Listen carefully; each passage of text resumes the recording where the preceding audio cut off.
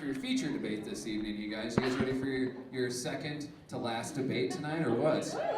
Has it been good thus far? Are you guys over it already? It's been pretty good, right? It's going to get even better with this next debate. We're doing fathers versus sons tonight for very obvious reasons. If you're part of that 40% whose dad never came back when he went to get smokes or milk or whatever the fuck he said he was going to do, this might be an opportunity for you to heal a little bit, okay? So this is going to be a great one. On the side of fathers, this guy, oh man, there's nothing more you can say about him. He's a favorite down here at the Vine Street Pub. He's a member of the Fine Gentlemen's Club. Please put your hands together for Nathan Lund, everybody. Let's hear it for Nathan. Dressed up for once. All right. And on the side of sons, also a member of the Fine Gentlemen's Club. They got an awesome new show coming up this Friday at the Bug Theater. Some are calling it the New Grolix. I'm calling it Tickle Monster because that's what they told me to call it. Please put your hands together for Bobby Crane, everybody, on the side of sons. And going first, Nathan Lund.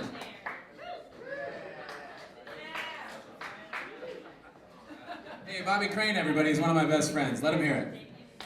Let him hear it. He's one of my best friends. All right, I've known him for 7 years now. Happy Father's Day, everyone. I'm Nathan Lund. I'm here to argue for fathers. Now, I am not a father. Yeah, woo! But I was. Once. I was a father once, a long, long time ago.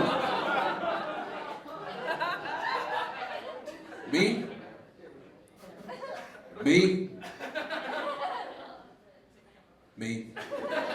I was a father. Once. But that was a long, long time ago. I had to forfeit that most heavenly of titles of father. I had to give up my son, damn it. I was too young, damn it. All right, I was a kid. Barely old enough to take care of myself, let alone another kid, another person. So I had to leave. Damn it. The kid's mom was barely older than me, all right? We didn't have a lot of options, so I left. But I never stopped thinking about my little boy. That beautiful, beautiful little boy.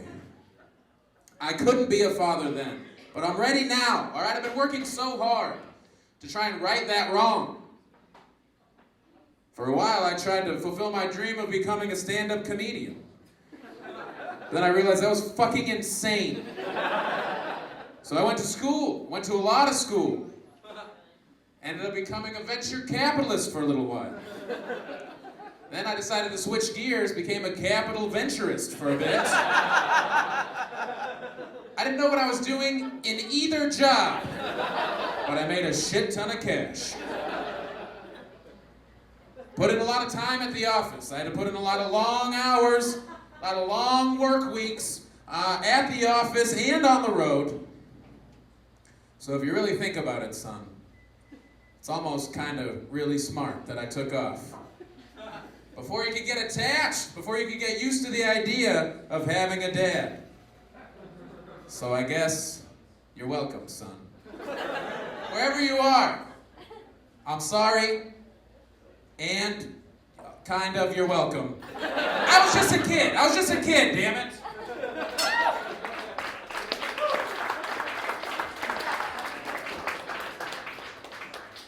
Nathan Lund, everybody.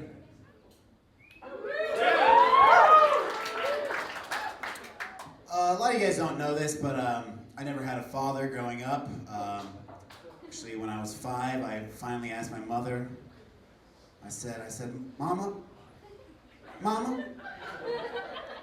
where's Pop?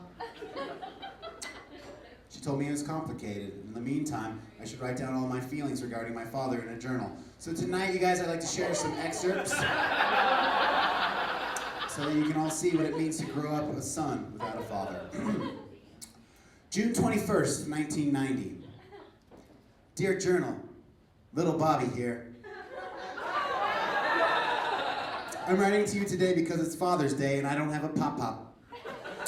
All the other kids have a pop-pop, or at least a step pop-pop, but I have no pop-pop. I asked my mom what happened to him. She said that the day I was born, he went out to play on the playground and he never came back. I said, my dad, he went out to play on the playground and you bought that, Mom? She said, well, he was 4 at the time. So it actually sounded like a totally legitimate story. I was all like, whoa, Mom, you got impregnated by a 4-year-old? That sounds impossible. And she was like, nope, happens all the time. I was like, gross, Mom, how old were you? She was all like, I was 7. Apparently my pop-pop had a thing for the older women. Oh, pop-pop, you old dog, you old dog. Mom explained that she fell for Pop-Pop right away. She said that she loved the way that he owned the jungle gym. She loved his knowledge of the Pow Pow Power Rangers. And that beard. Oh, she loved that beard.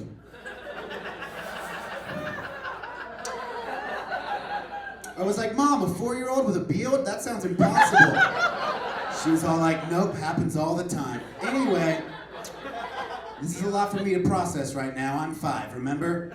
I'm a 5-year-old with a 12-year-old mother and a 9-year-old deadbeat pop-pop. This shit is weird. Anyway, gotta go. Sesame Street is on. Talk to you soon, Journal. Signed, Little Bobby. Here's another one, guys. June 21st, 1997. Hey, Journal. Bobby here. It's been a while since we talked, but I figure I should make an entry. You see, Pop-Pop called the other day. I wasn't home, so I didn't get to talk to him. Mom said he didn't want to talk to me anyway. Mom said he only called because he needed money for WrestleMania and tickets.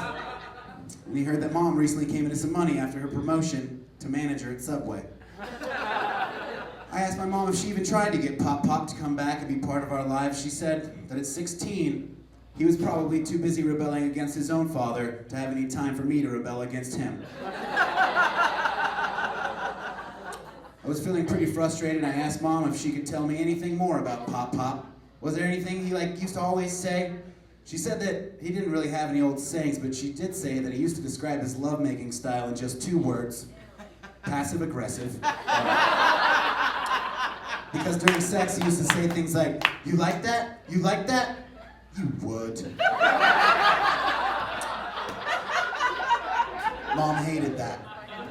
Personally, I was impressed that a 4-year-old knew what it meant to be passive-aggressive. But now that I'm 12 and Pop-Pop is 16, I just have so many questions for him. Like, does Pop-Pop's mom let him buy compact discs with the parental advisory label? Mom won't let me. I bet Pop-Pop would let me. I bet Pop-Pop would let me buy Rage Against the Machine. Mom won't let me. Mom will only let me listen to Dave Matthews Band. Guess what, Mom? I'm under the table and I'm dreaming about rolling down Rodeo with a shotgun. I just wish I could have talked to him because he's 16 now and he just got his driver's license. And I thought that maybe I could have convinced me to take me to the movies or maybe to the beach. Anyway, gotta go. Sesame Street is on. XOXO, Bobby Crane.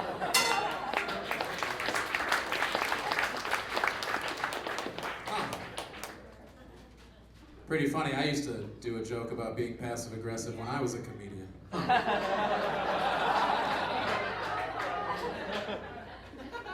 Sounds like your dad was a fucking hack, Bobby. Now,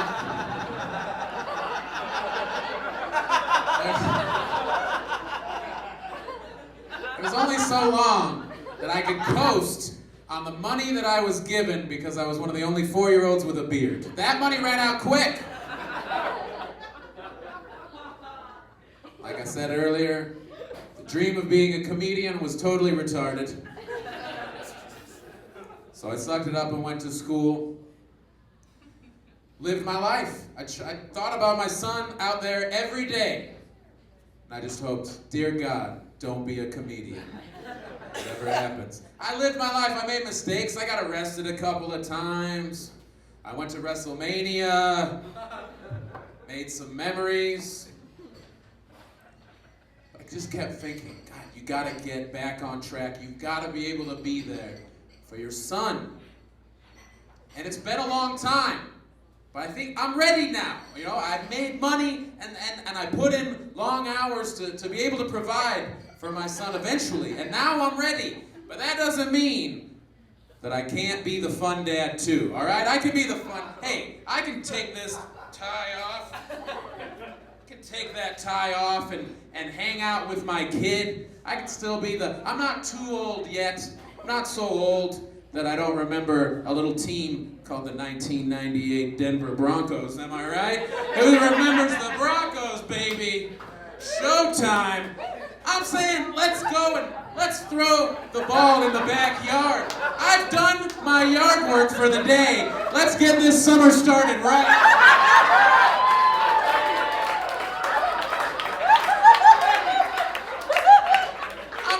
Son, I'm ready to teach you how to throw a ball. I know you're 28, wherever you are. You're 28 years old. I'm ready to teach you about Bobby Bonilla and Barry Bonds. Teach you about Rick Sutcliffe and Jack McDowell. I'm going to catch you up on all the years that we didn't have of sports knowledge and teach you how to throw a knuckleball.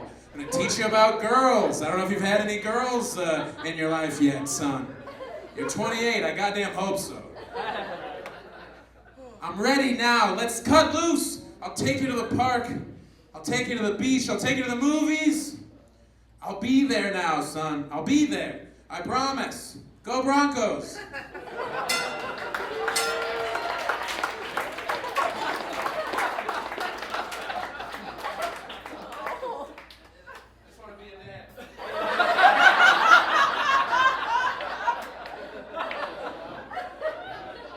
You had a kid when you were 4 years old? That's crazy. I guess it does happen all the time. Nice beard. Guys, I'm just going to read one more excerpt from my journal. This is the only excerpt that I have that I wrote as a full-grown adult, you guys. June 21st, 2008. Dear Journal, bad boy Bobby Crane here. Haven't written in my journal for a while because I haven't thought about Pop Pop for a while. I'm writing today because I met a new friend today. He's only 4 years older than me, but I already think of him as a father figure. My friend Nathan Lund did more for me in 4 hours than my real Pop Pop ever did for me, ever. He taught me how to play catch, taught me how to tie my shoes, taught me how to drive, didn't teach me how to shave. Have you seen that beautiful beard? He even gave me the birds and the bees talk. I was all like, whoa, you put that in there? Nice. When I met Nathan, I was all like, I wonder if me and Pop Pop could have had a relationship like me and Nathan, you know? Did Pop Pop like football? Did Pop Pop like wrestling? Did Pop Pop ever think about me the way that Nathan does? Anyway, after a long thought, I realized that I'm not reading out of my journal anymore. But I'm still reading it because I memorized the end of the journal entry.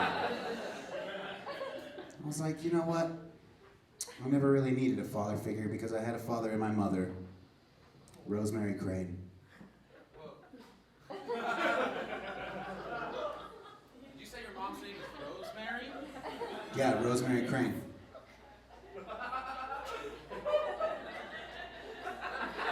Rosemary Crane? Pop Pop?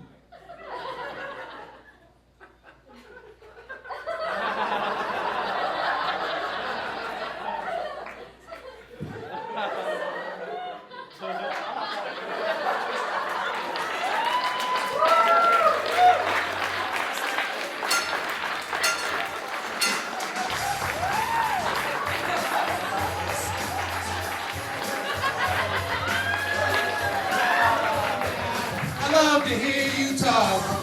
You will take me to the movies. You will take me to the beach. Take me to a place inside that's so hard to reach.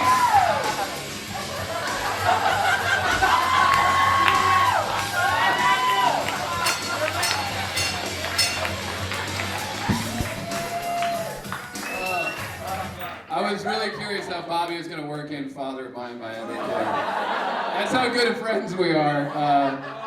I was going to say we can pick a winner, but I feel like Bobby already won just from reconciling and meeting his dad. I just lost a best friend and I gained a son! All right, well, I guess they're both winners tonight. Everybody give it for Nathan Lund and Bobby Craig. It's never too late to reconcile, you guys. Never too late.